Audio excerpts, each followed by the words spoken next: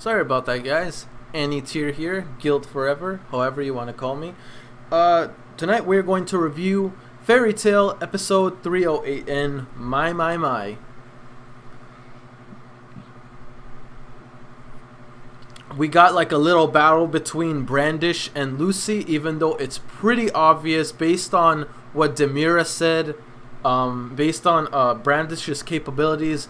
Brandish wasn't fully into this fight 100%. If Brandish wanted to, I'm sure she could off Lucy whenever she wanted to throughout the entire fight. Even though it wasn't really a fight, it was more like a show, just to try to show Demira like, hey, I'm still on your side. She knew, she caught on that Demira was watching them, so she needed to put on an act so Demira doesn't think like Brandish, so Demira could be fooled into Brandish like not betraying Alvarez, while at the same time not being the one to take down Lucy and the group. Because obviously she cares about Lucy, obviously she cares about Natsu, but she knows the moment Demira gets involved, Natsu and Lucy will for real die. So yeah, she had to put on a play to convince Demira that she's still on their side, while at the same time maybe not kill. Who knows? Maybe Brandish was thinking like, oh, I might put them in a state to where they may appear dead, but they're not exactly dead. You know what I mean? So I'm pretty sure Brandish was trying to find a way to save herself as well as save Lucy and Natsu. Natsu, unfortunately, at this very moment, he is under the influence of E.N.D. He is not in full control of himself. I can tell, like, E.N.D. is... I can't tell whether Natsu is still there. It's just he is heavily influenced by rage, or if E.N.D. is some kind of secondary persona that resides within his body. So the Natsu we see toward the end of the episode is just E.N.D. himself possessing Natsu and taking control of his consciousness. Because right now, I don't know if Aetherius Natsu Dragneel is a separate personality of Natsu, or if Natsu is this completed person. It's just whenever he taps into his powers, he goes into this state to where he's too overwhelmed by his own rage and the power of E.N.D. that he doesn't become fully himself.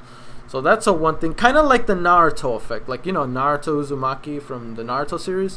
When Naruto's in his nine tails cloak form, or whenever he's in the four-tailed state, he is not really, he kind of is. The demon inside him isn't completely taken over him, but he is not fully aware of his actions. He's just a mindless savage beast doing everything a savage beast does. Kill and leave just a quake of destruction in its path. So I'm guessing this is similar to that. Also, which I wanted to point out, when it showed Lucy waking up, from what it looked like, I thought for real her eyes got like her eyes were stabbed, because it looked like it. There was blood coming out where her eyes were. So this is what I'm guessing, because Demira got her ass wrecked. She got stomped. Apparently, when she was in this state of, you know, time manipulation, when she used her time manipulation powers, she how can I say this? Natsu was able to invade that space of hers, just like how Altair did when Wendy and Shira were facing against Demira. And this time Natsu himself, he was able to invade Demira's time manipulation space, which is incredibly OP. And I have to say, so whatever Demira was going to do to Lucy in the beginning of that scene, it looked like it happened. It may have caused Natsu to awaken his demonic presence, lash out at Demira, and whatever damage Demira did to Lucy, I'm assuming Natsu healed her. Because, guys, her face was bloodied up. If you look at it, there was blood on her face. But she looks like she's fine. Clearly, Demira did something to Lucy to cause Natsu to trigger his awakening. Therefore, that would explain why Lucy is fine, but yet she has blood on her face, and Demira is like on the wall, pressed against the wall with her ass stomped. So, yeah. That would explain quite a few things.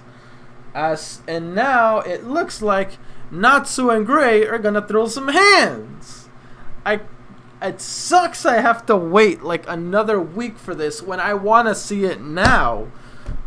But it's gonna be hype. I want to see Natsu and Gray throw some ice and fiery hands. Even though right now I'm not sure why, but it looks like Gray. This is just my opinion. It could be the other way around too. It looks like Gray is in the way of Natsu because he can see that Natsu is in full control of himself. So I'm not entirely sure whether Gray is just pinning himself against Natsu because he's trying to stop him, to wake him up from the influence of E.N.D that he's under, or regardless of whether Natsu was in control of himself or not, he's not planning to stop Natsu, he's planning to kill him.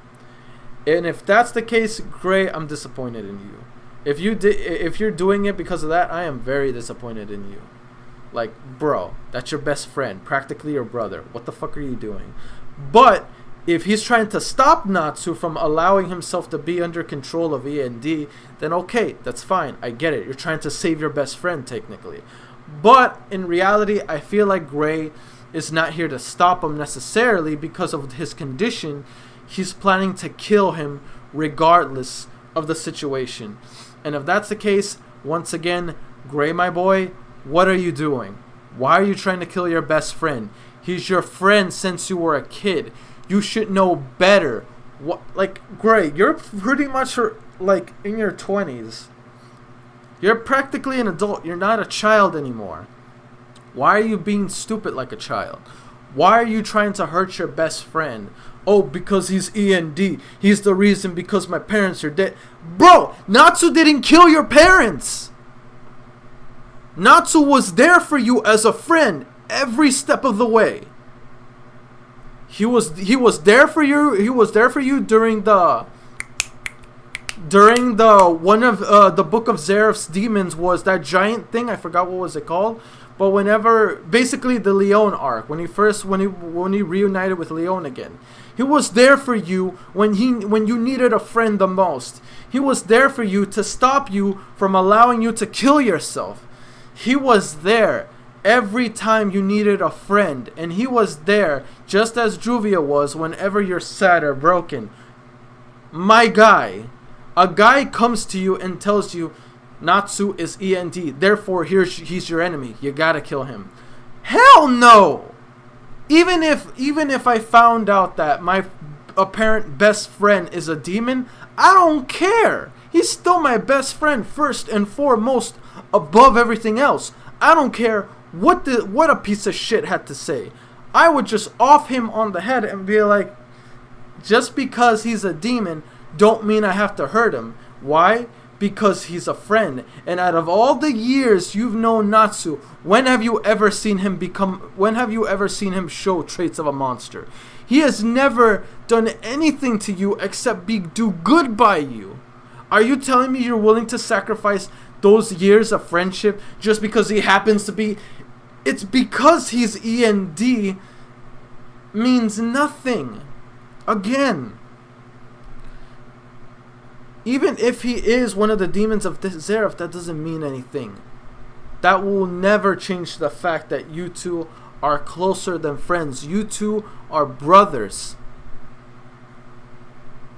And no type of demonic presence or whatever he was born from is going to change that otherwise. It just means like, oh, I found E.N.D, it don't matter. It looks like all you have to do is kill Zeraf. Like, I understand killing Zeraf because Zeraf is the main threat, while at the same time he's the one that really did you wrong. So, and you just want to try to kill Natsu because, oh, he's born. That's it.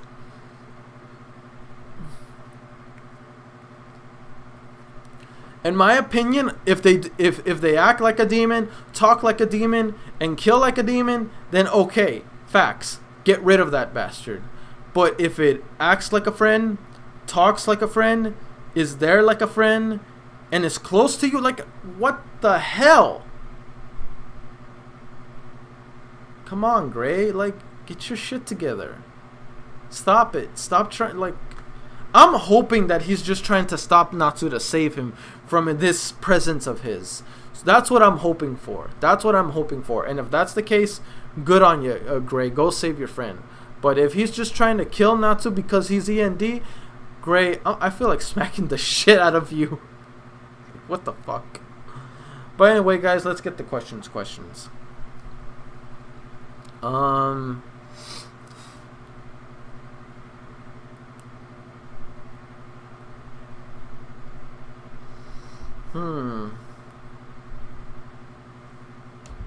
Trying to think of a good question. I guess this is random, but it kind of plays a part into today's episode. For you guys, which is a torture scene you cannot stand and would make you cringe and turn away from what's happening? Let me know in the comment section below. Because for me, a torture scene I refuse and cannot see no matter what is nail pulling.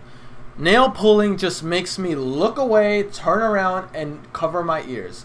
Because I cannot stand nails being pulled. That's like, oh my god. Just looking at it feels painful.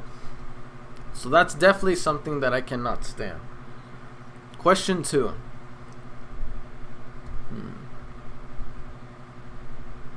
Question 2.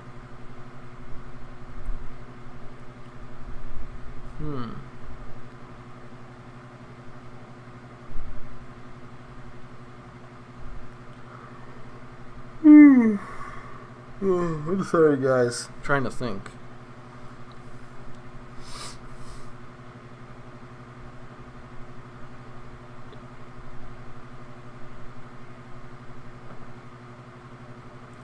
What are your thoughts so far on the character, like, out of all the characters from the Spriggan 12, which one is the most interesting to you?